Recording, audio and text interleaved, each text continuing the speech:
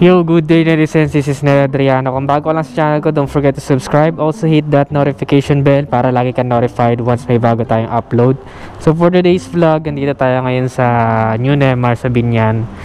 And yung mga nagre-request kasi, though hindi na siya bagong unit pero madami nagre-request sobra and interested pa rin. Ito yung Yamaha Mio Sporty or yung bagong edition, tinatawag nila na Salty. So alamin lang natin kung ano ba yung mga makikita natin ditong features, sulit pa ba itong kuhanin, o bakit may mga tao pang gustong kumuha pa rin ito. So yun, yung tatalakayin natin for today's vlog. Without further ado, let's get right to it.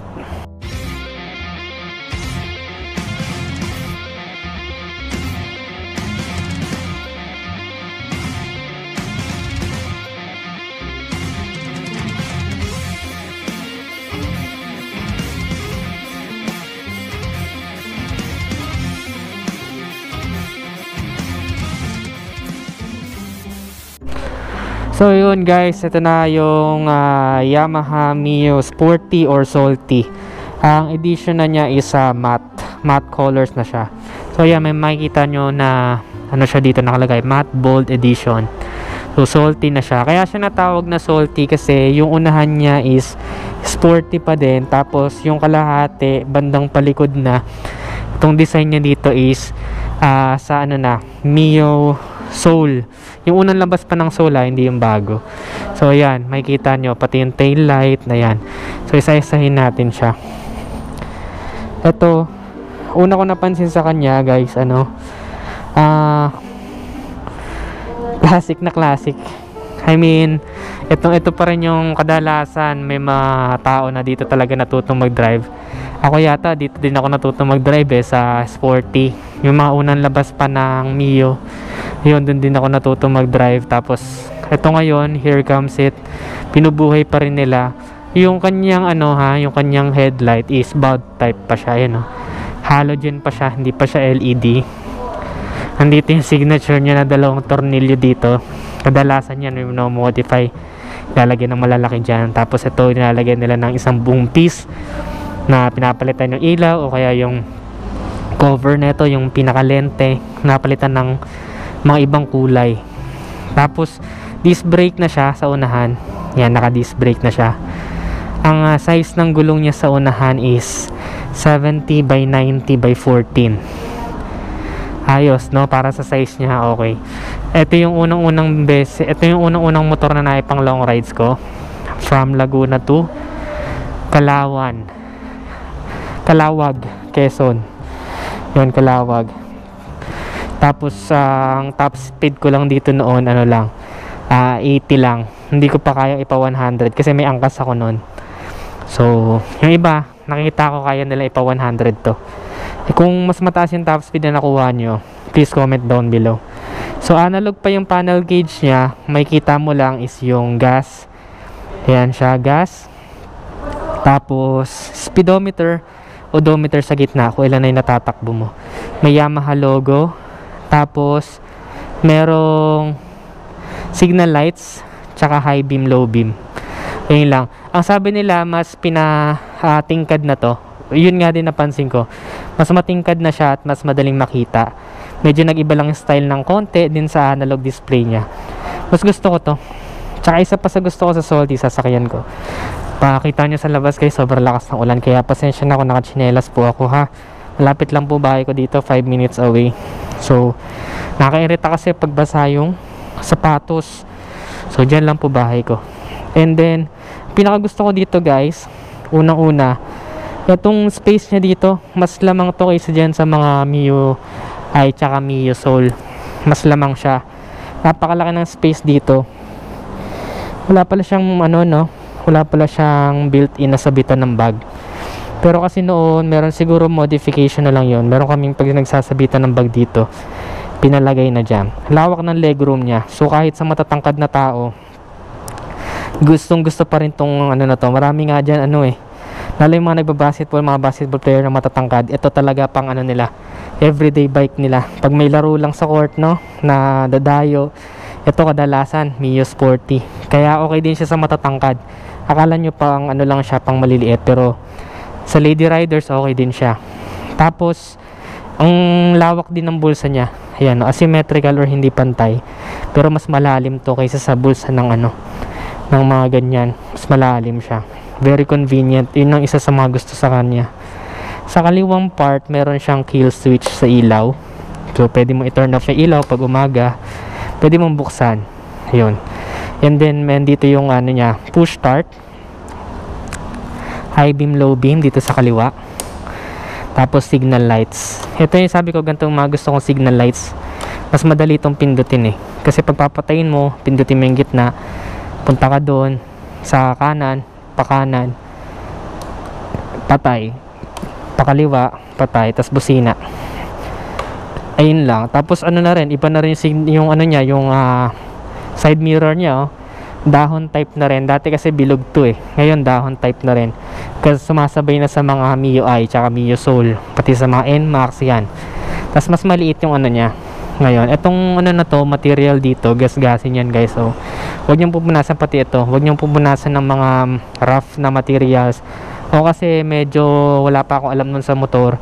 Inano ko siya yung kulay green ng Scotch Brite. Pinunasan ko, inano ko nung hinugasan ko. Yun ang pinangpahid ko. So gas agad yung motor ko. Kakabili ko lang, sayang. So don't make the same mistakes. Kaya yun, sinasabi ko na sa inyo. Mas maliit yung tangkay niya, no? And yun, ang ganda talaga, sarap. Pag sakay mo pa lang dito, sobrang solid na sarap. Yung upuan niya, ano, malambot, tsaka makapal. Yung iba kasi pinapatabas to. So naranasan ko na yon guys, yung nakatabas yung upuan na sobrang flat. Sakit sa puwet nun sa long ride. So ang highly recommend po nyo ng pagalaw to. Iba nga pinapabutasan pa dito para kita yung makina. Pero ito, ang ganda na ng style nya. Ito pala. Yung pala. Medyo nalimutan ko na. Sa tagal ko nang di nag-i-sport yan. Dito pala ang ano nya. Sabitan ng bag. Andito pala. Ang galing, no? Oo nga pala, andito pala. Sanay kasi ako dito sa mga MIUI. Ito pala sabitan niya ng bag.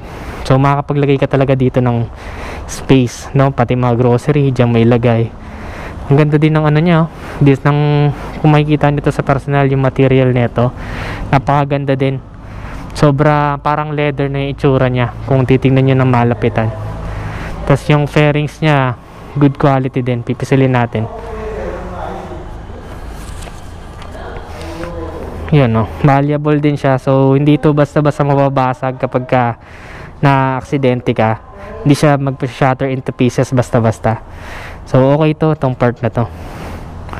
Tapos naka ano din, telescopic fork sa unahan. Naka mugs na rin siya, no? Do hindi pa tubeless tong gulong niya. Pero maganda na din to, sakto na din siya. Tapos meron din siyang kickstart. So ito kickstart, napaka-importante nito pag malalayo yung biyahe mo, kaya napapunta ka sa mga isolated na lugar. Kapag ka may kickstart yung motor, hindi ka problema na baka madiskarga yung baterya mo, hindi mo na mai-start, tulak ka na parang motor. Ito is mai-start mo pa rin siya. Iba na rin yung ano nyo, tanggilid niya, yung style compared dun sa mga nauna, iba na. Ganda na ng ano niya, ng style ng panggilid niya. Pero din siya oxygen sensor ito. Kasi ano na din to eh, Euro 3 compliant na. So mas mas malinis na yung binubuga niya. Sabay na rin sa mga FI halos yung parang ano niya, yung compliant niya. Malinis na yung buga ng usok, tsaka medyo mas matipid na sa gas compared din sa mga older version ng Mio. Naka air cooled din siya, air cooled. Ayan yung air cooling system niya. Iba na rin yung heat guard niya. Iba na yung heat guard niya. Iba na yung style, no, compared dun sa mga older versions niya. Ang likod ng gulong niya is 80 by 90 by 14. Hindi pa rin tubeless.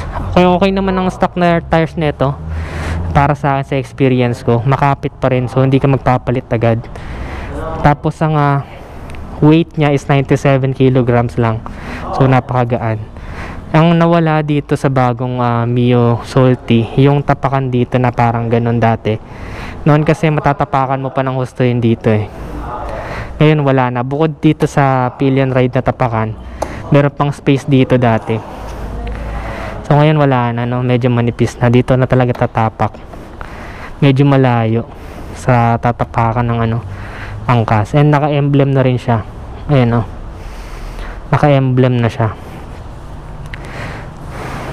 Ano pa ba? Yung kanyang maximum power is 5.7 kilowatts at 8,500 RPM. Compression ratio is 8.8/1. Ang kanyang bore and stroke is 50 by 57.9 millimeters. Tapos ang overall dimensions niya, ang length ay 1,820 millimeters, ang width is 675 millimeters, and ang height is 1,050 millimeters. Ang maximum torque niya is 7.2 Newton meter at 5,500 RPM. And carb type pa siya, guys. Yun lang ang medyo niya, downside niya. Carb type pa siya kasi nasa mundo na tayo ngayon ng FI. Pero meron pa ring good side ng carb type. Yung iba kasi gusto ang carb type dahil unang-una sa modification, mas maraming mekaniko ang may kabisado ng carb type at kayang magkalikot nito. At the same time, may iba naman nagkababawa ganyan sa baha, sa ulan. Ang katwiran ng iba, masyado daw mahal ang pagpapaayos ng FI dahil may computer box, may mga software ganyan. Hindi lahat ng mekaniko kabisado to. Unlike sa carb, okay lang siya kasi kayang-kayang ayusin at kayang-kayang kargahan para din sa mga nagre-racing din ganun. So okay din siya. Ang ground clearance niya, dito ba ground clearance ko? Ayun, ito palang seat cover niya, mayroon tinatawag na thermal welded double seat. So ibig sabihin, mas madali siyang lumamig kapag nabilad sa araw. So ito yung niya, upuan niya. Tapos pag binuksan niyo siya, guys, mas malawak na yung kanyang seat storage compared dun sa dati. Mas madami ka nang pwedeng ilagay. Siguro around 7 or 8 liters to. Ang fuel tank niya, ang fuel tank nandito yan, 4.1 liters. Tapos ang seat height niya is 745 millimeters. So kahit maliliit, kayang-kaya itong i-drive. Makikita nyo din to, ganda ng quality na ng niya, ng grab bar ng pillion ride, no? Ganda na, magandang paint job niya, hindi na kagaya nung dati na parang pag tinungkab mo ng barya is natutungkab yung mga pintura. Solid na ngayon. Tsaka iba talaga quality ng ng mga grab bar ngayon ng mga Big 4, no? Pansin-pansin mo na iba yung quality niya. And nagustuhan ko din to, double type pa to, halogen pa yung ilaw niya. Gusto ko rin na isang piece lang siya, hindi nakahiwalay yung winker niya dito.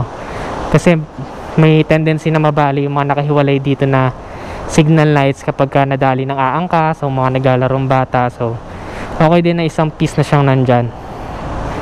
And neat din ang design niya, guys, kasi sobrang lapit ng gulong sa tapalodo, sa fender. So hindi kakalat kung saan-saan yung dumi.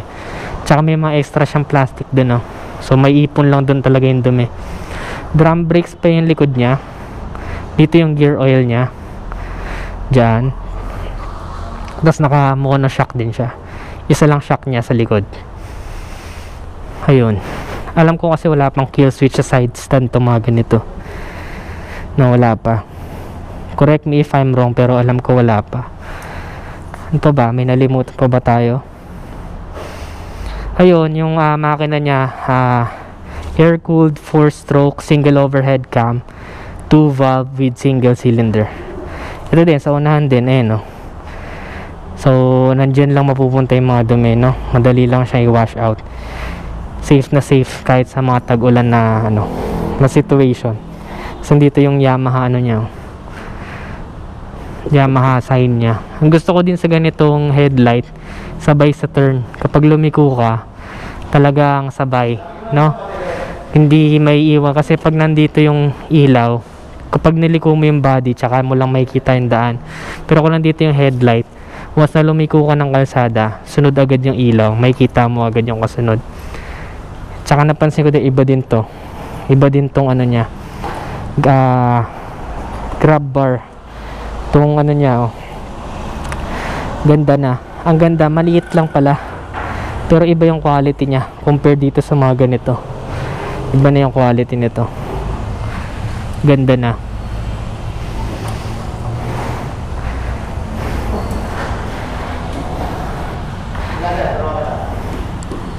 Ayun lang naman guys. Ano ba bang gusto niyo malaman about dito sa Mio Sporty? Just comment down below. Kung nagustuhan niyo to, don't forget to give this video a thumbs up, subscribe. Ano pa yung mga gusto nyong motor na i-review natin sa next vlog? Siguro nasabi ko naman na lahat. For me, kung sulit pa rin ba to, marami pa rin akong kakilala na bumibili nito. Kahit nasa mundo na tayo ng FI ngayon. Pinaka downside lang nito in the long run, medyo mas malakas na siya sa gas. Kasi carb type pa nga siya, tas automatic. Pero depende pa rin yan sa throttle control at sa nagamit. And sabi ko nga sa inyo, mas maraming mekaniko ang nakakabisado nito kung gusto niyo magpakarga. Alright? So compact siya, madaling gamitin from point A to point B, walang arte. Magagamit mo na maayos. So for me, solid pa rin tong kuhanin. Okay pa rin siya. Okay pa rin siya for me. Kahit nasa mundo na tayo ng FI, para sa akin ayos pa rin siya. So kung nagde-decide kayo na bumili nito, compact naman tong motor na to. So para sa akin ayos pa rin siyang bilhin kahit na nasa 2020 na tayo, no, nasa bagong genre na tayo. Okay pa rin siya for me. So yun lang. Again, this is Ned Adriano. Always keep it cool and ride safe always. Bye bye now.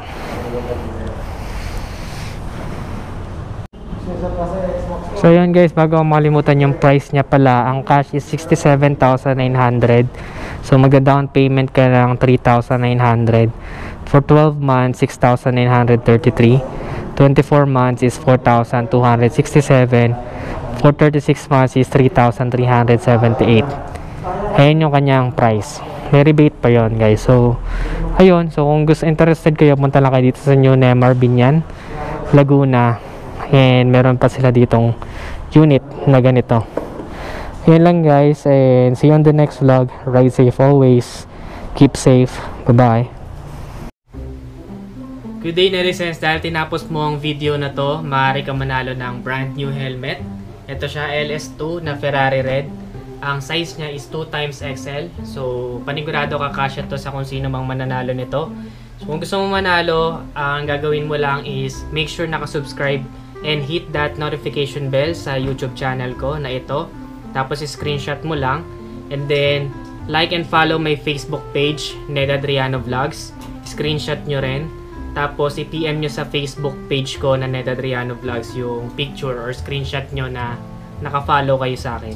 Also, kung may Instagram kayo, follow nyo na rin ako at Ned Adriano. Pero kung wala, okay lang. Basta yung Facebook and YouTube, naka-follow kayo sa akin. Tapos, i-PM nyo sa Facebook page ko.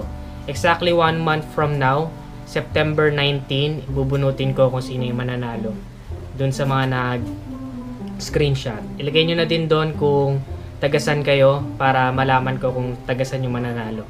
And if you want, lagay nyo na rin kung bakit kayo yung dapat manalo. So yun lang, sana kayo yung manalo nito. Always keep it cool and ride safe always. Bye bye now.